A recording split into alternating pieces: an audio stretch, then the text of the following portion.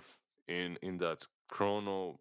But I'm like, this Phoenix versus Morphling is also kind of an interesting matchup. Like, it can go both ways.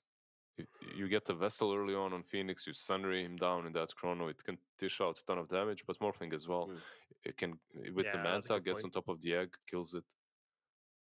I always feel like that's better for the support as well, because if you're a core player who has to keep on hunting for a support in the backlines, and if you don't get him, then it's going to make your fight really hard.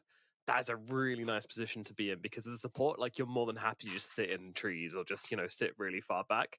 As a core player, you kind of have to be on the front lines hunting and contributing to fights. So it kind of creates an interesting paradigm there, which I think is definitely advantageous to CDEC.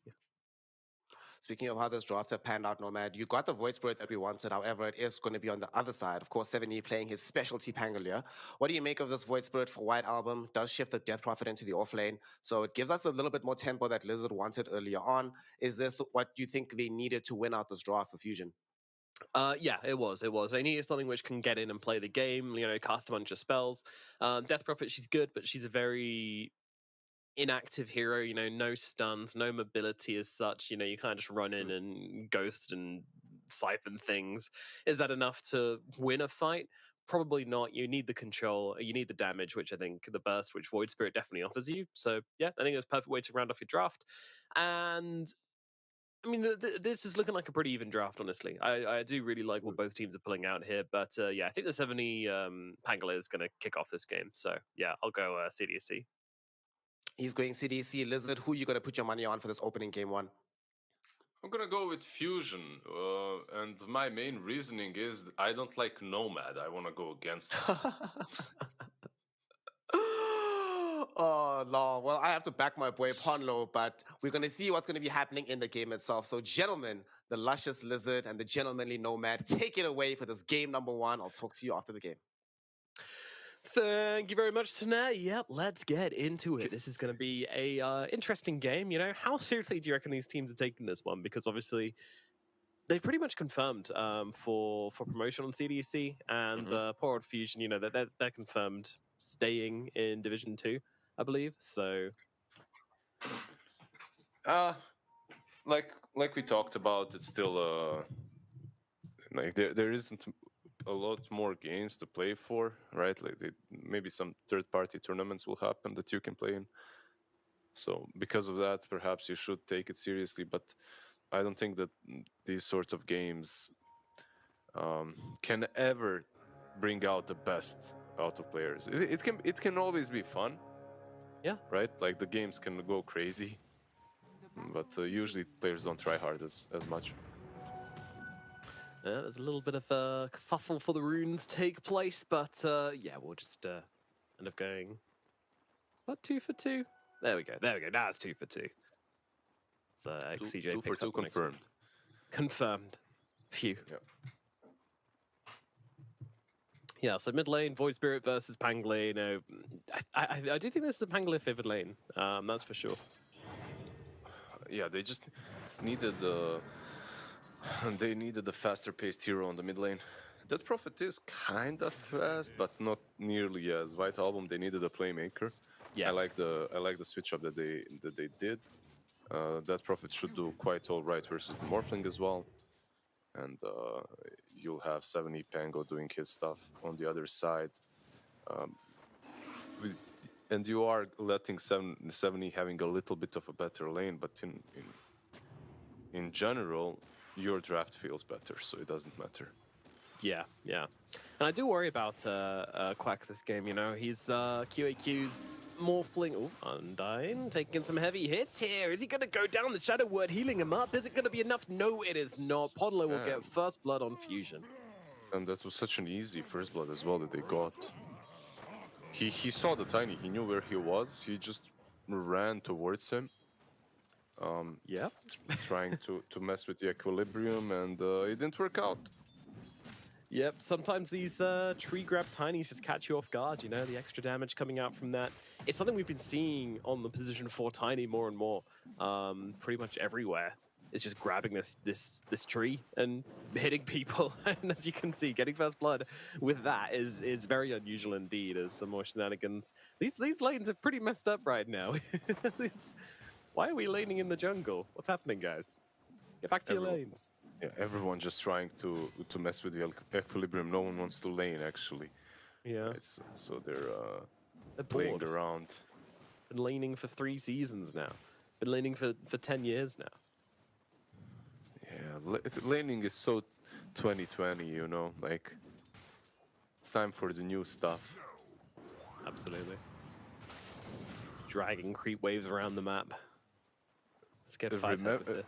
Do you remember that patch when every single offlaner would just stack two waves and then TP, and then you have Yep. 2 waves pushing into you no matter what? Yeah. Fun times. Fun times. Yeah. It's funny just how resourceful players are, right? Like, and how resourceful they are when it comes to finding bad ways of abusing the game, you know? Yeah. Like, Ice I was Frog having is this like here. conversation the other day. Yeah, it's almost like bug abuse. It's not, but like it almost is kind of like a sort of abuse. But then like everything in Dota wasn't abuse at some point in the game, right? Like, you know, Yeah. think about camp stacking, right? Like that's clearly not supposed to be a thing in like the very early days of Dota. It was clearly Of course. a mistake. And then they were like, hey, this is pretty cool. People are having fun with it. Let's leave it in. Pulling as well. You know, exact same thing. Refilling the bottle. Like Yeah. that's also right. It's basically abuse. It was an abuse at the beginning. It did get nerfed a bit, but it's still in the game, and I don't think it should be removed.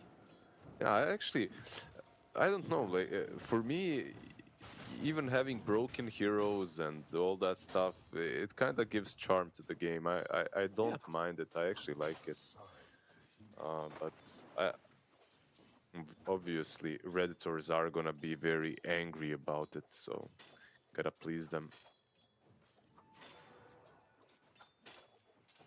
It's a game built on abuses as Ponlo rotates mid, and he's going to be able to secure the Water Rune for White Album here, which is going to be kind of sad for 70.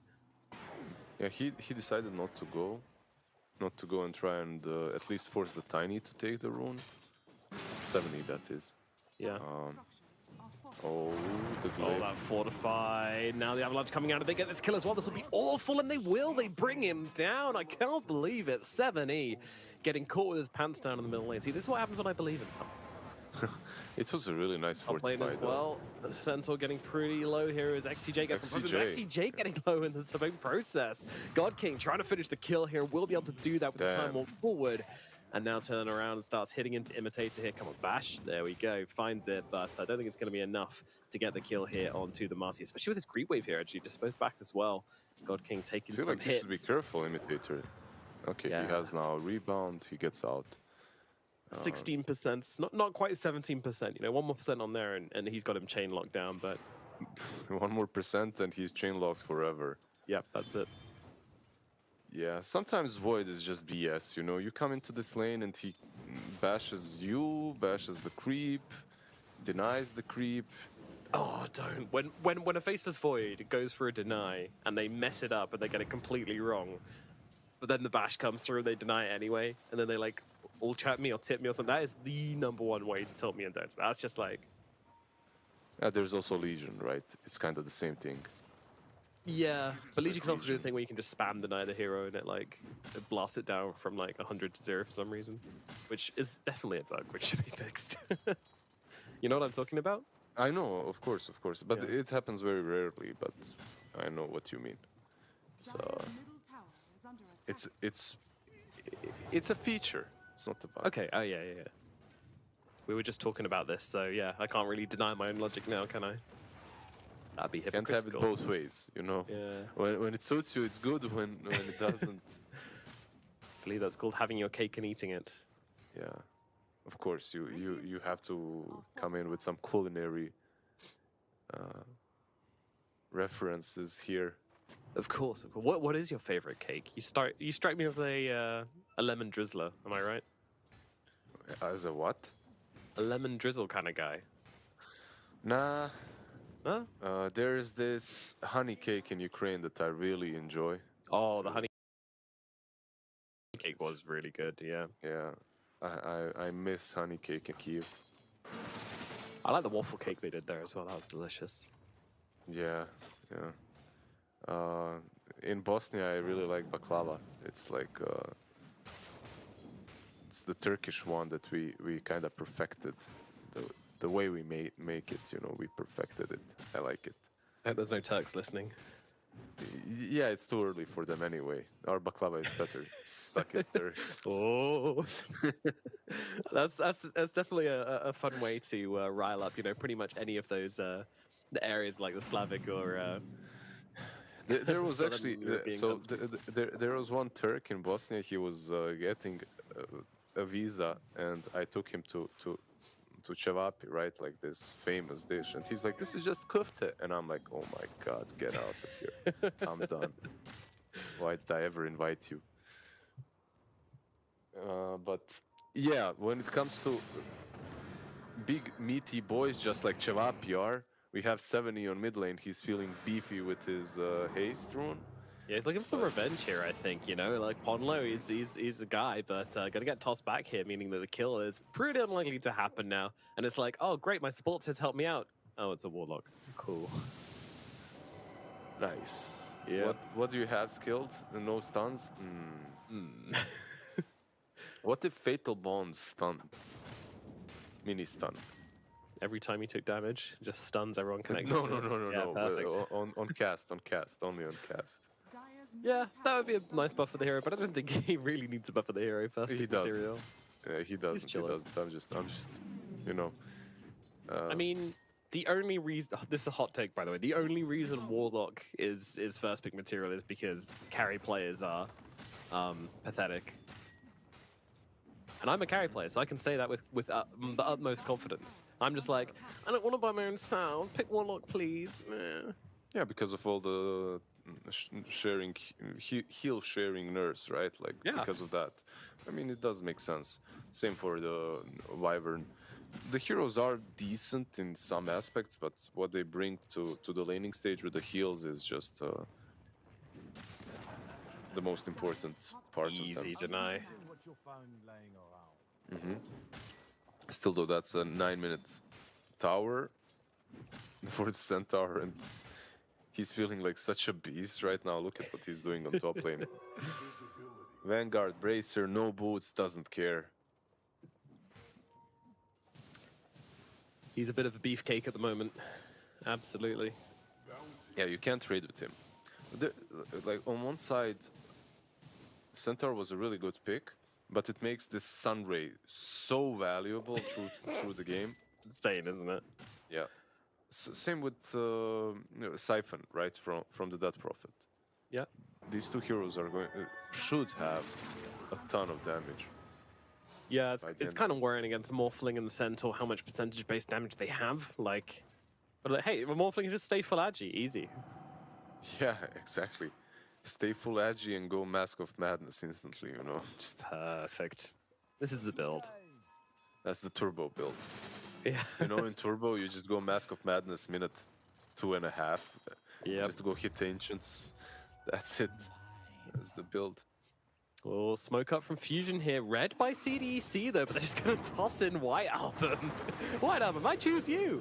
And there's a lot of damage coming down onto the Warlock here. Quack going to run to the tree line here. QQ hits up trouble as the Sunray chasing him, but in comes 7E. Rolling Thunder out as well. Quack still plenty healthy as he moves forwards here onto XCJ. Can they take him down? Yes, they can. It's another kill going the way of CDC. White Album actually staying in though. Chroning Sphere comes down as well. That's going to be enough damage to bring down Imitator. Now they look towards a Morphling as well. Morph, he's got the waveform in 3 seconds. Is it going to be enough? I don't think so. They'll take him down. Quack is dead. And that is going to be a nice little cleanup crew here on Fusion. A bit of a messy one, but it does end up going in their favor. Yeah, good job from Gwen, from God King, to come in here, use his chrono, very valuable usage of it as well, nets them a couple of kills. At the same time, very interesting that the only hero that should be TPing instantly is the Centaur, and he comes last, right? Like, he's like, yeah, you guys got this, I'll give you my Stampede, and that's about it. But if he TPs in, like they can't chase forward, right? Like he's just up front, and you can't ignore him, and you can't get past him. So why didn't Centaur turn up? Do we know? Maybe he didn't have the TP or something. I'm not sure. I'd say Imitator trying to parkour his way out of this one, but unfortunately, you can't parkour away from all your problems. But now trying to turn it around. He's got a heal coming through, as well as the sidekick. All right, Chad, it's time. Is Imitator gonna live through this? Press 1 if you think he's gonna live. Press 2 if you think he's gonna die. I'm imagining there's gonna be a lot of 2 presses, to be honest. What would you be pressing, Lizard? Does he have second spell? He does not have second spell. He No one doesn't has have any rebo- spells. Does he have this dispose? Does he have any spells? No one has any spells, no. No one has any spells. Except Warlock, who has Fatal Bond. So he's will dead. that be the difference maker? He's dead. He's dead. Unless Fatal Bonds suddenly starts stunning people for 3 seconds. Yeah, that's why he disconnected. That's a patch. I see. Patch for the team fight, just before the team fight happens. Sorry, guys, need to patch the game. Oh, look, my hero is buffed. I haven't Wait, that was Void Spirit, not Void. Never mind. I'm blind. Yeah, but Void... Faceless Void is coming in as well, but... all right. 1 presses. Giga Chads. Good job. I thought it was... like... It's early, right? So yeah. And my eyes are bad, so I have excuse. I thought it was Void Spirit on the mid lane and Void next to him. You got your eyes lasered. What do you mean your eyes are bad? Yeah. Did you think eyes get better after you put laser beams in them? No, Yes. you just become a crypto pleb. Hook me in. Are there any laser boys in Twitter any longer now that Bitcoin fell to like 17K? I don't think so. Yeah, probably not. I think that's it. Do you reckon they will change their profile pictures back?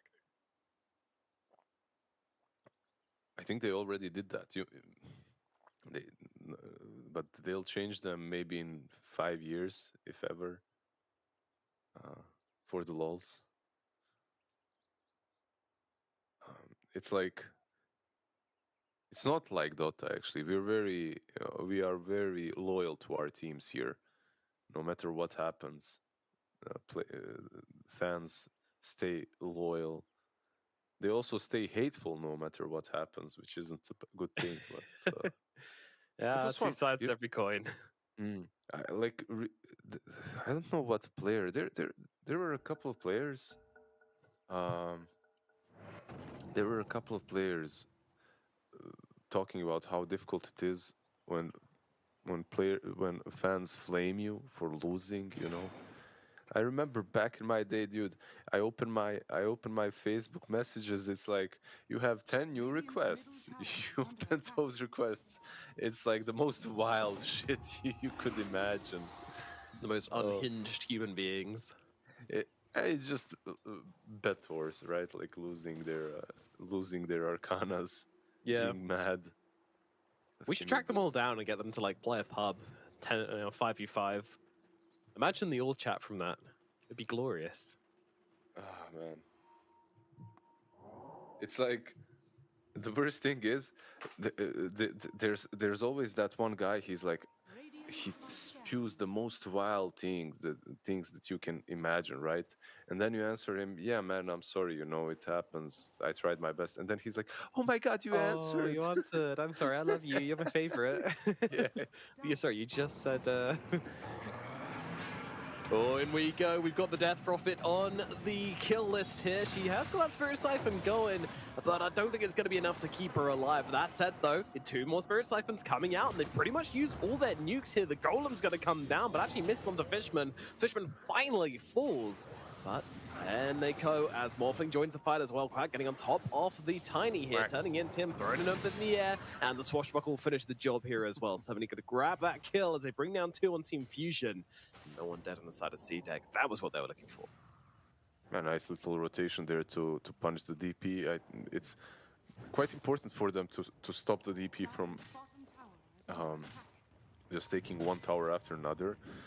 And for Fusion, it would be important to find a way to finally deal with this Centaur, as yeah, he's having a bit of a good time, isn't he? Yeah, he's vibing out. You know, didn't come to the one bad fight they had, so he's feeling pretty good. Yeah, he's literally your walking tower. He went top, he sieged mid lane, sieged bottom lane. Now he's sieging this tier 1 tower. Meanwhile, Fusion is like, what do we do about this? Like, what do we actually do about this Centaur? What do you do to a big, solid wall? In Berlin, they knocked it down with big hammers. Do they have any big hammers on the side of Fusion? Well, yes, they do. They've got a Maelstrom. That's a pretty big hammer. Did Thor break down the Berlin wall? Is that what you're saying? I mean, probably in the MCU, yeah. They'll probably rewrite that one as well. I mean, we're yet to see this fight coming out from Fusion with the Chronosphere into the Sunray with the Supernova as well. That shard also going to be very effective. Well, that's probably what we're waiting for, right? We're waiting for some big team fight with the Phoenix and the Chrono from Fusion. Yeah, which is why these players from CDEC, they have to be fast, and you know, it has to be kind of an in and out job. I was getting a little bit worried at how long it was taking them to kill off this Death Prophet down at bottom. I was expecting the Chrono to come in at some stage, but thankfully they took their time. God King had other things on his mind. What that Maelstrom? Yeah. The problem is, like, to set up these big ultis, right? You have to get past this damn Centaur first. You don't want to use anything on him. You don't want to use the Chrono, you don't want to use Dieg, you want to preferably catch, I don't know, Pango, Morphling, Warlock, all good targets. But Yeah. Centaur, if you use everything on him, he's gonna be like, okay, I'm dead for 30 seconds, and then I'm gonna roll up to your tower once again and do the same exact thing, and you won't be able to do anything about it. I'm going to sit under your tier 2s, and I'm gonna laugh at you.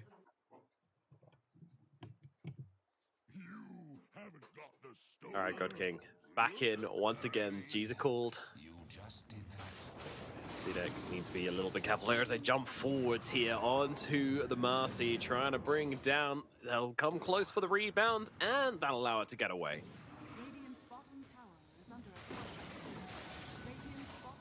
Easy. Yeah, but also an easy tower for God King. I mean, 15 minutes in, the safe lane tower falling, not a big deal as I'll just farm up some creep waves here. And I'm just farming next to each other. It's pretty bold from both of these teams. And another disconnect. Yeah, we're riddled with some pauses here. What's happening, Nomad? We need to get Do you know? Marshall Do you have into, do you have some inside info? Yeah, God King has a mouse inside his computer that is nibbling all his hardware. Ah, I see. One of those situations. Yeah, it happened to me as well a couple of times. Yeah. Yep. Yeah. Sometimes you just never notice. You know, make sure you just check your computer for the. Yeah, I open up my CPU and I see Bulldog inside nibbling on my cables. Just going to town, having a feast. Yeah. Damn tech mice. What is the weirdest reason you've ever seen for pausing?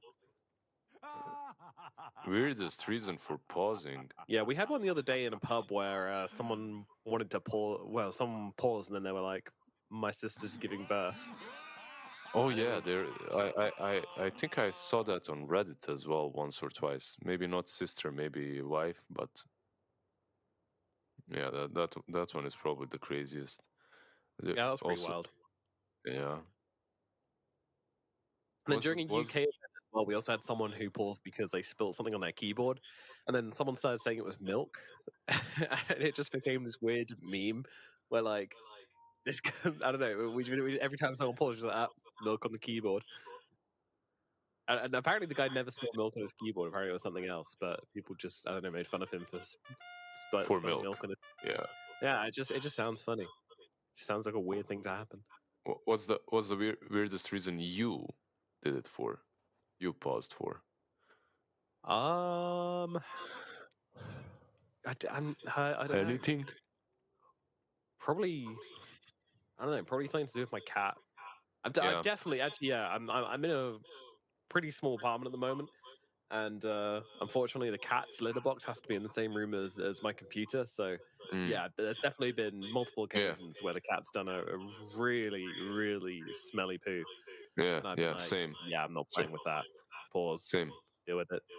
When I got my dog, he was 3 months old and he had like some stomach issues for literally 3 months. And he decided, because he felt the most comfortable where I was working, right? He decided that's his toilet. So he'd be It's shitting kind of himself sweet in a way. Yeah. every day. Well, when I'm streaming. Thanks, Good bro. times. In we go. Jump onto the Phoenix here. They've got the dispose as well, so this is going to be a dead little pigeon. But why I'm jumping on the sidelines here, looking for Undyne. Undyne going to try and TP you out from this one, but that's not going to happen. The Warlock will fall. Okay, so a nice little 1-for-1. You go, you take our Phoenix. We go, we take your Warlock away. Flaming pigeon for old man. 7-8.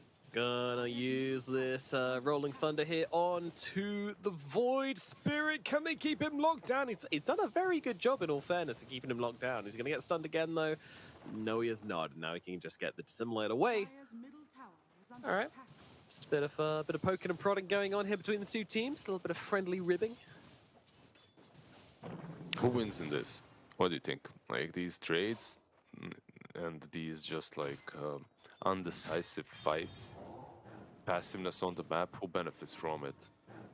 Fusion? I mean, Fusion whilst or CDEC? Chronosphere, well, the fact that Chronosphere was used there, I mean, that is undeniably a CDEC win. But yeah, whilst Chronosphere is on cooldown, if they make these like little time-wasty plays, then it definitely goes the way of Fusion. But if Chronosphere isn't on cooldown, then...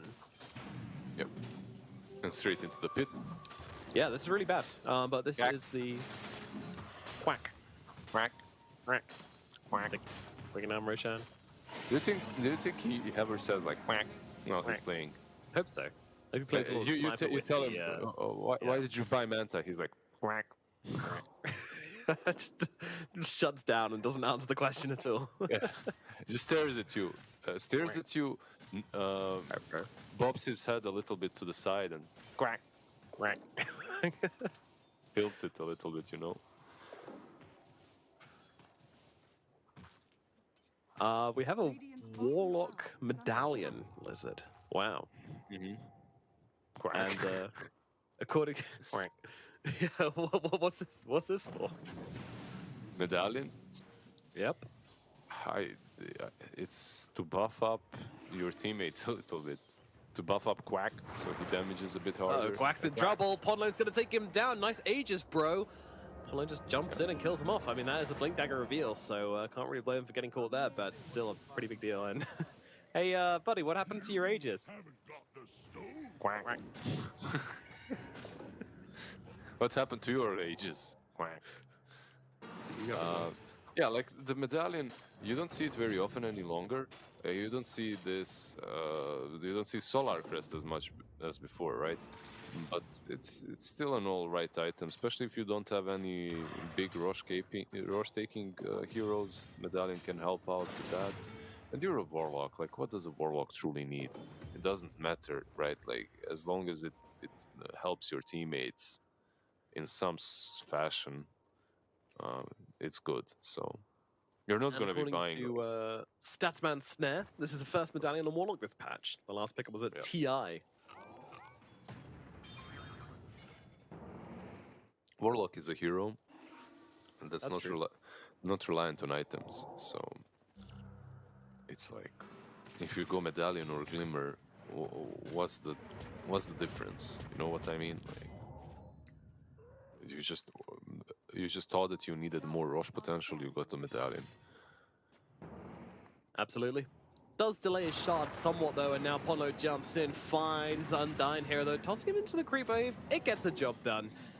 Undyne will fall. 7-8. 7-8. He is rolling past, but not really getting much done here with this one, that's for sure. They back themselves away. So again, Podlo finding some value out of the Blink Dagger here, as these tinies in China often do. they can finally play, right? The moment you got that Blink Dagger, suddenly Fusion is activated. They're not reliant only on the Chronosphere to start things off. Yep. And they will take this tower most likely. But the last strike strat, just sitting in the trees. the Exorcism will pass, and then you have the Warlock ulti to play with Marcy. Unless the jump around the backlines. Oh, Fishman misses the silence, but they still bring down the Marcy regardless. And a big shield crash coming out from the Pangolier. The Supernova does come crashing on down here, but not really landing onto anybody, just kind of forcing back the side of CDEC. So that'll be that. And Nine does get caught eventually. Now, CDEC reinitiate. Yeah, they're looking to go onto the Void. This doesn't seem like a good idea at all. Chronosphere going to be dropped down to the both of them here. One dead. They'll look towards the other side. Comes through, stops the stun. And it's going to be God King now on a killing spree as they take down that Centaur. CDEC get blown up here. Yeah, they're just trying to re-engage and re-engage, even though Fusion have got more gunpowder left in store, right? Like they still had the Chronosphere on the Void. Egg was used a little bit too early on, but they still had Chrono to play with. And yeah, Centaur and Pango went a little bit too deep. How many heroes did they lose in that fight? Like 4 on the side of CDEC, right? Like yep, everyone but Morphling. Yeah. Do you think that Quack can just 1v5 this eventually? I don't think so. I mean, we've already talked about the fact that they've got so much percentage-based damage. You know, that's only going to be more of an issue later on in the game. So no, I don't think so at all. I think he needs a team, and that team is looking awfully weak right now. I got to be honest, 70 on the Pangolier has just kind of been rolling around the fights, not really getting much done. He kind of needs another hero to play with, and the Centaur does not seem to be... What the hell? There's a Basher on Centaur. What is happening? Don't ask me. I wasn't going to. I was leaving it open. You know, if you want to go for it, please first do. for me as well. You do get Vanguard with the Abyssal, right? Yeah, it's a build up, I suppose, but so I guess he's thinking that they need more control. So he's got 1.4 second attack speed. Look at that Pasha go. Oh, it's about the Abyssal, right? Like yeah, of course, of course. Still, though, it's sus. It's very sus. Especially if they think that they need it, that's even more sus. Because what do you have? You have Dispose, you have Centaur Stun, you have Rolling Thunder afterwards, and you still feel like, yeah, you still feel like you need more. Right. It's always nice to have more versus Void, right? Like just stopping him from time walking away when you catch him. Yeah. I mean, to be honest, I'm still surprised that we haven't seen any Stampede plus Wraith Pact games.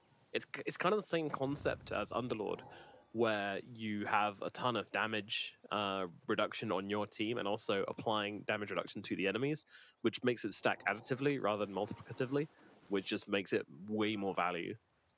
But we don't see it ever, so I don't know.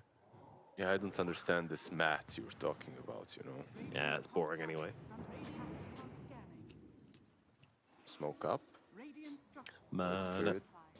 Man up. Here we go, jump in. Oh, he got the Basher off as well. And now they go forward onto the Void Spirit. Can they take him down in time? No, they can't. The Golem's got a whiff as well, and now they look over towards Quack here. They want to try and take him down. Mance comes out from him, but there is not much to be done. Turns into the face of this Void. They will drop the Chrono for this, but they'll be more than happy to do so. They will kill the Puddle, and now they look for more. They move over towards the Centaur, but it's going to be an MT2 who goes down first, and now they look to take down the big boy Centaur. Cannot get away with this one. He's going to fall, and it is just another disaster for CDEC here as 7E, trying to get himself away, swashbuckle to the side, roll up as well, but the inevitable will come, as it does to us all, and death will settle into the hands of 7E, as Fusion, once again, a huge fight from them.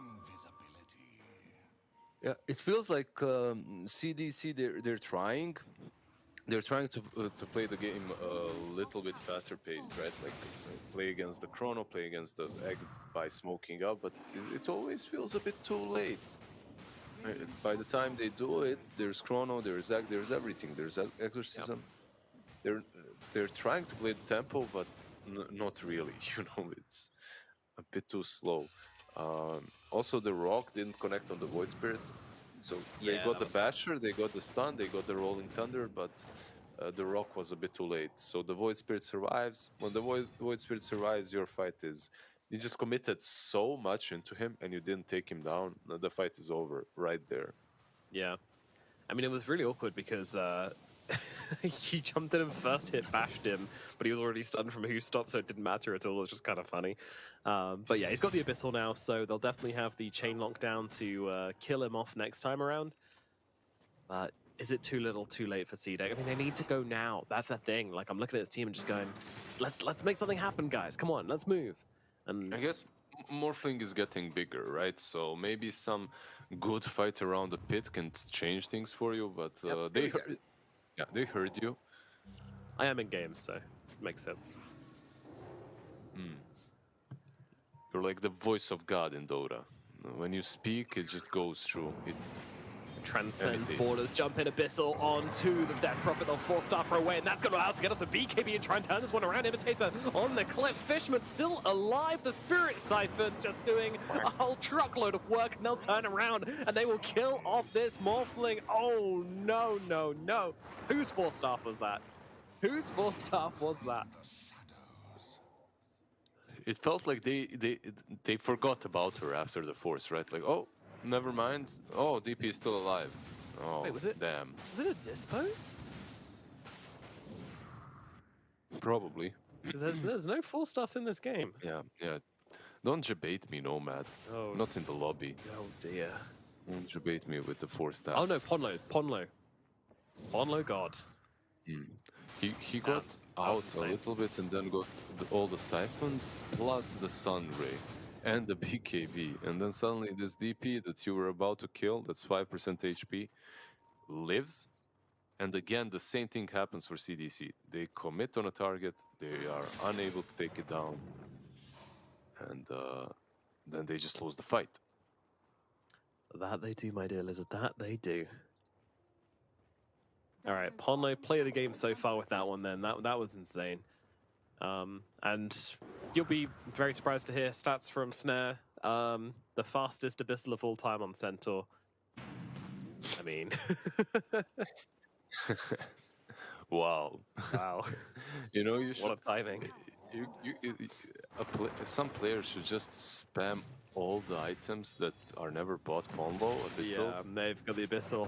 Lockdown is there. Will they finish the job? Oh, the bash! Are they doing this just out of spite versus Void? Kind of feels that way. Undyne in a little bit of trouble, but he's going to be able to get himself back.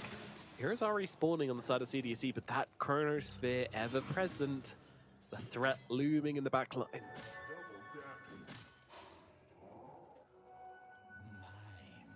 And I love how they use this as well. Like they just let their support sit on the high ground, go and ward, go and de-ward. They've got a Void behind them. You want to come and kill these supports? Yeah, good luck. You're going to get a Chrono in your face. Exactly. You don't want to commit on them because of him. But every time you committed so far, it didn't work out when it was on the course, right? So I still think that around the pit would be their best chance, best opportunity to fight. Well, they think so too, Listeners. They're all smoked up.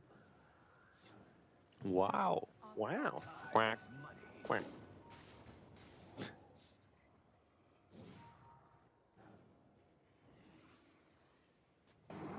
Yeah, that's the thing. They need to kill this Death Prophet first, but they're just struggling. Even with this extra lockdown from the Abyssal, it's not quite enough. So instead, this time, they're going to go for the Void Spirit here. Once more, do they have the damage? They need a little bit more, and they are going to get him down. But now the Chronosphere! Oh, no, no, no. It is on to just about everyone on the side of CDEC, or at least the 3 cores caught inside of it. They will cook up 70. They move across the Morphling as well. Morphling waveform down to the low ground, using that Faceless Void's form to try and get himself away. But the bash comes in, another waveform out, and sorry, another time walk out from Quack here. But God King, Imitator's going to come through, throw him away, and save his Morphling. Says, "Get out of here! I'll give my life for you." Yeah, he tried with the tiny. He tried to jump in, catch, but it was a bit too late. Void Spirit did buyback, but that should be free rush for fusion. Also, Void Spirit was in White Album was in a really good position to break the smoke. He actually broke the smoke, but then went in instead of out. He kind of, you know, perhaps it was a bit too ballsy of a move. Did make him die, but in the end, for greater good, right? Like they won the fight.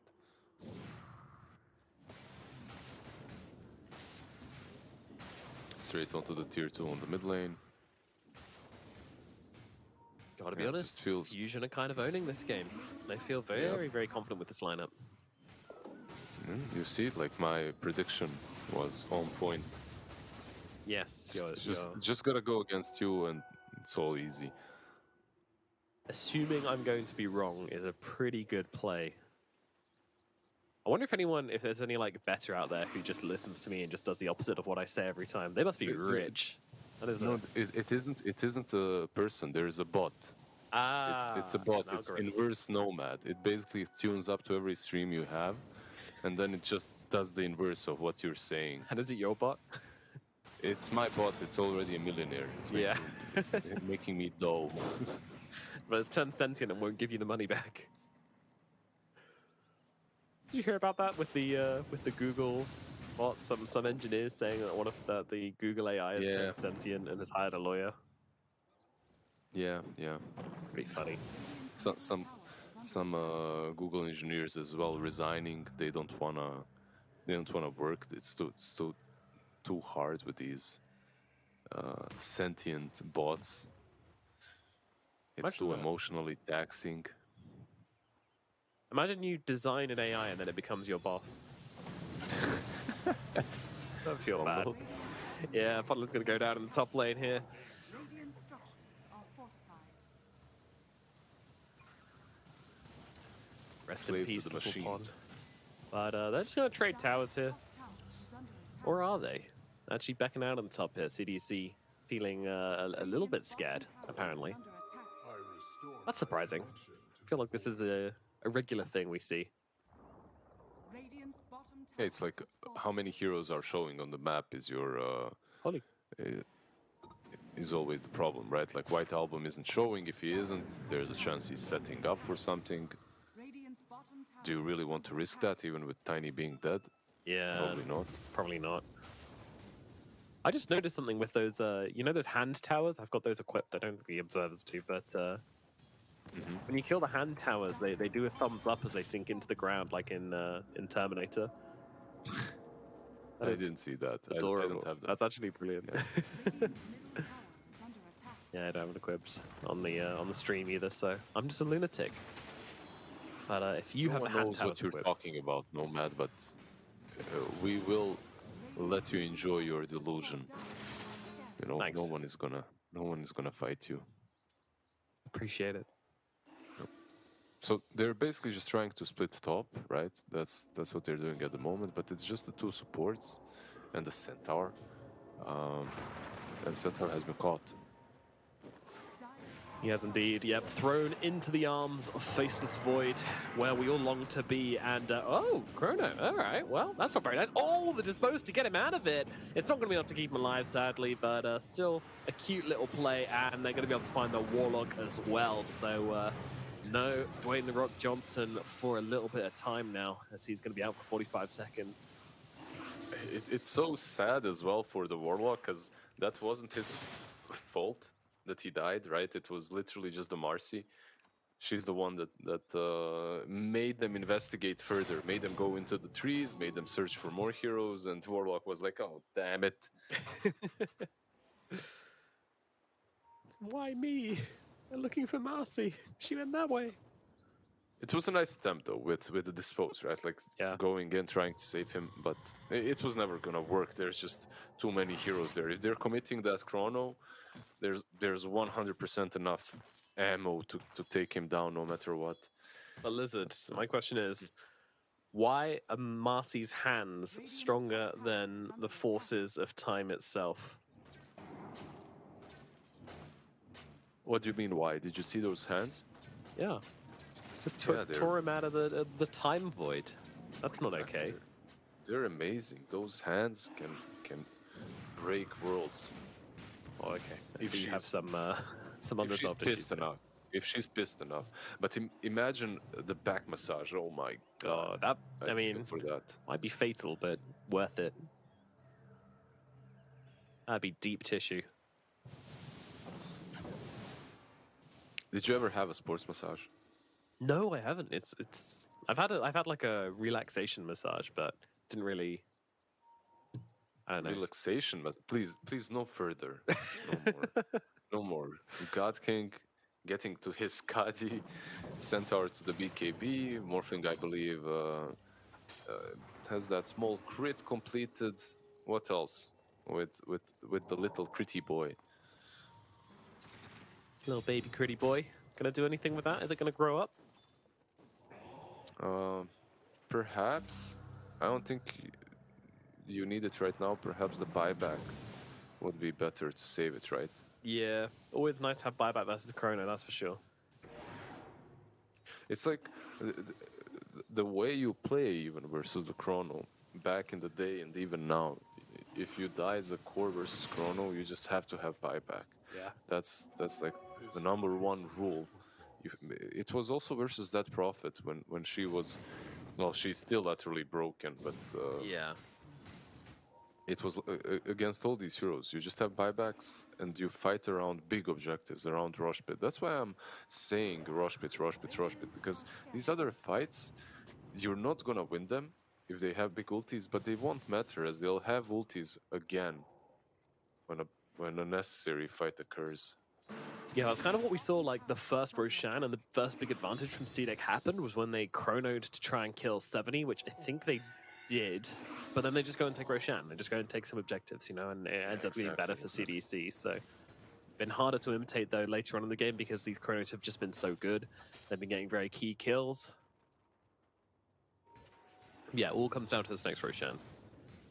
Very, very important. 70. He has it on disc. He does indeed, and he's going to use that to get off the Rolling Thunder, doing a ton of work here, just stunning up all these heroes, but there's 4 heroes here. I can't count, there's 5 heroes here. He's just running at them. Look at top lane. Ace raced. Yeah. Morphling hits hard now. I think he completed the Daedalus, right? Indeed, yeah. And they're just going to dispose him out of there, run away, but 3-man avalanche coming out from Ponlo, but they're just going to turn around and try and blow up Mr. Rockman here as the other Rock gets dropped as well. Rock's all over the place as Quack will finish the job onto Ponlo. Now moving across, looking towards that Phoenix, but the Chronosphere comes down. There's a lot of healing coming through onto the Morphling, but it's not going to be enough. He's going to fall. 3 heroes down on the side of CDEC. They get punished for it. Ponlo with the initiation. Once again, that 3-man avalanche setting up beautifully for this series of play. Cascade of disasters for CDEC. Yeah, like you said, Ponlo just setting things up perfectly with that avalanche, jumping in, avalanche on 3. You could see the reluctance of Phoenix to use the egg because there's a Morphling with the BKBs. Basically, you lose the egg if you use it. He didn't. He waited for the Void. Void TPs in. They clean up. Again, Fusion just being 1 step ahead, and now they're pushing in. They don't have ultis, but they don't need them. There's no Morphling for 40. You could arguably go for Rosh instead of this. Yeah, it does look like they're making that play now. The pings come out. They run themselves over. 30 seconds still on the Morph. But, of course, God King being the true carry player, stops for a small camp. And a big camp. And the Ancients perhaps as well. And then, small camp respawn, we need to go again. Oh, never mind, everyone is up, we can't rush anymore. Yeah, they're in the pit, but 15 seconds on Morphling. No Chronosphere available. How quickly can they bring this guy down? Answer does look to be quick enough. Things are there, approaching them, but right? yeah, I mean, it's not that quick. They could contest this, but CDC needs to be a little bit faster. Making their way over. Morphling also farming Ancients. Guys, there are more important things in the world than farm. As they move over towards the Void Spreader, he's got an Aeon Disc, which he will now assemble. And meanwhile, through all of this, Roshan is going to be claimed by the side of Fusion. Ponlo gets a pick up onto Undown in the backlines as well, so no Warlock for this fight. And 7E going to have to pop the Rolling Thunder to try and get himself away here. And he's not going to be able to find any more kills on this. And now God King comes in looking for the kills. They're going to be able to chain stun him up, but is this really the kill you want to go for here as they just unleash everything down onto CDEC? The Morphling dead and buried as they get the initiation out onto him. Fusion. There is no brakes on their train at the moment. Yep. the way the Void Spirit bought just enough time for the Faceless Void to take Roshan, and then every ulti is back up. They just start fighting properly. CDEC kind of scrambling once again to actually initiate. It's like they don't, in this game, it feels that they don't have a single voice that's leading them, right? It feels more of, okay, what are we doing? Let's kind of try, let's kind of do this, but not really commit to anything. And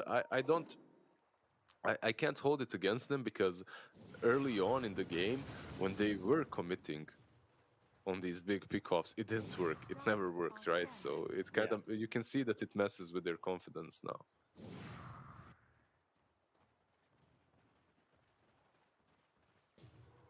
Yeah, this game though, now with the Aegis, with the Cheese, with the Aghanim's picked up on the Faceless Void. What do you think about Jags here? I guess if you get it early, it's a big deal, but when you get it this late in the game on Void, Yeah. is it like that important? I'm not sure. I don't think so. I don't think so either. I mean, it's a good support bullying item, and I guess that is kind of his job this game. You've got these two big frontliners in the Faceless Void and the Death Prophet.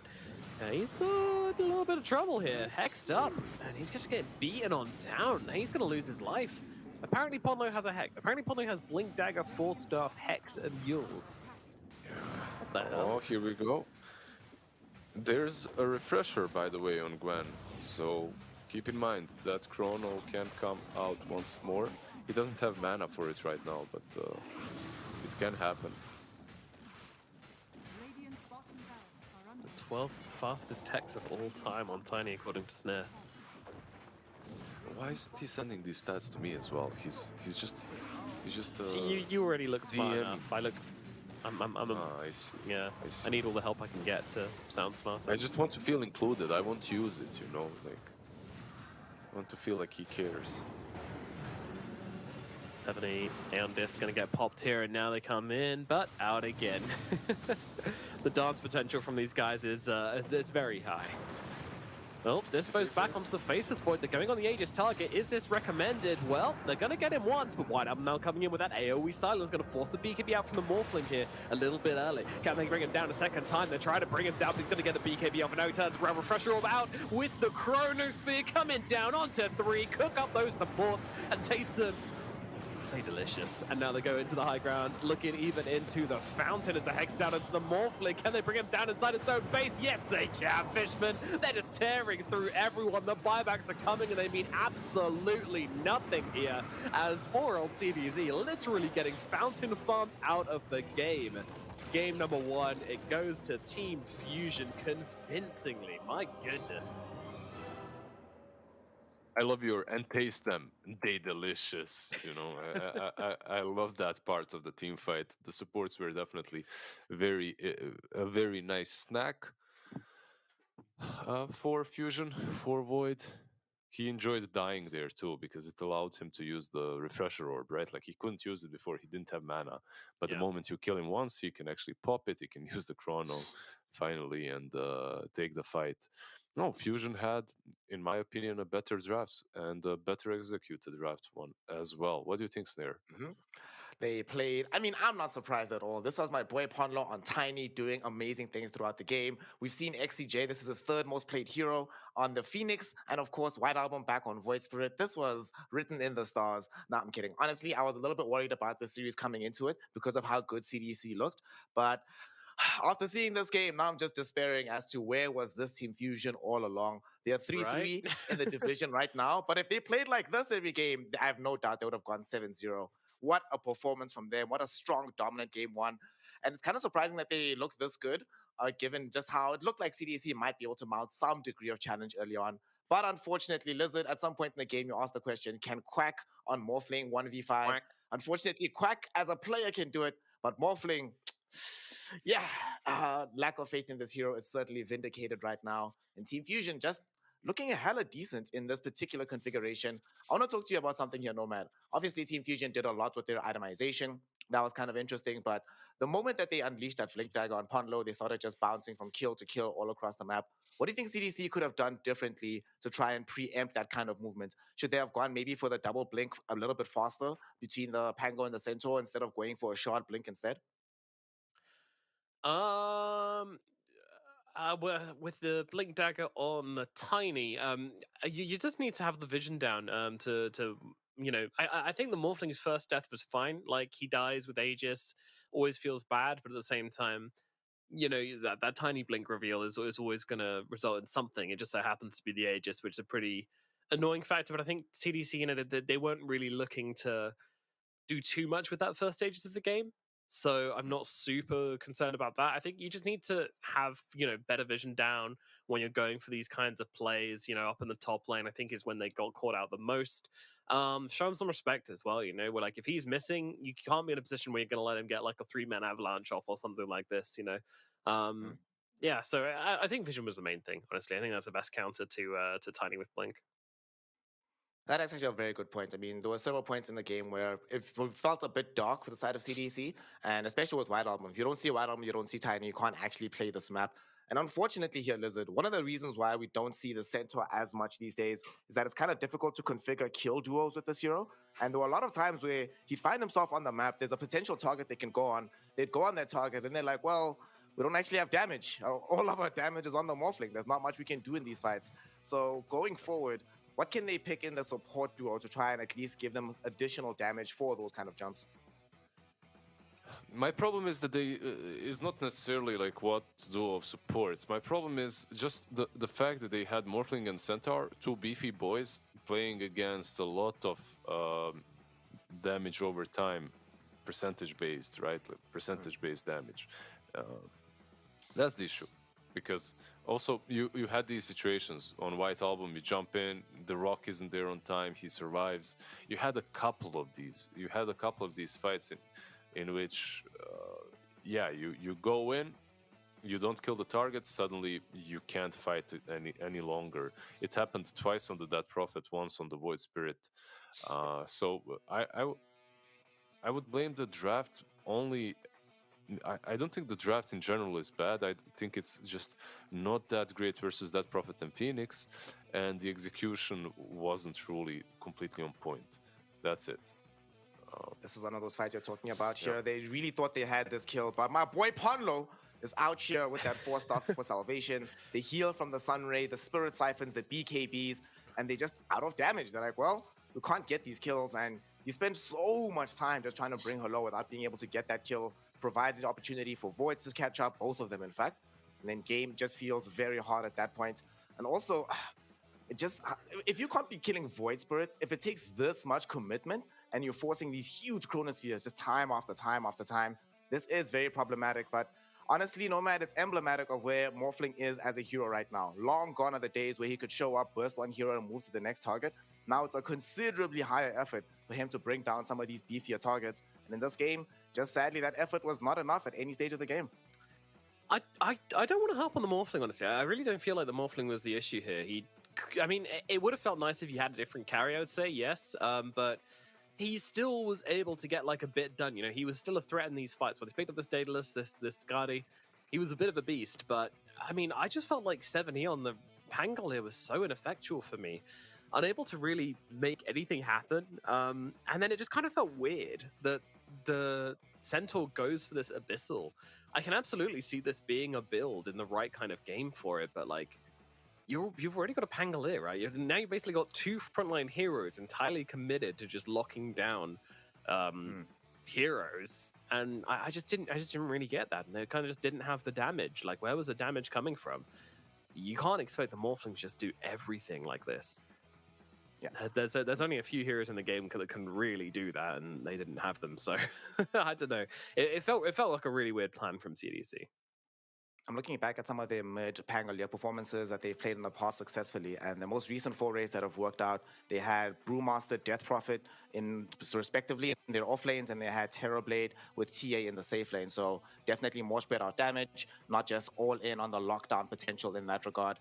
Unfortunately now, for CDEC, they'll be looking into game number 2 to try and recover the situation, because these fights, these chronos as well from the God King were just so crisp this game. But it's very easy to get off these chronos when you're not the priority target every single fight. You literally can't get gone on first. So it's always space for you to just wait and see where there's going to be the most effective chrono.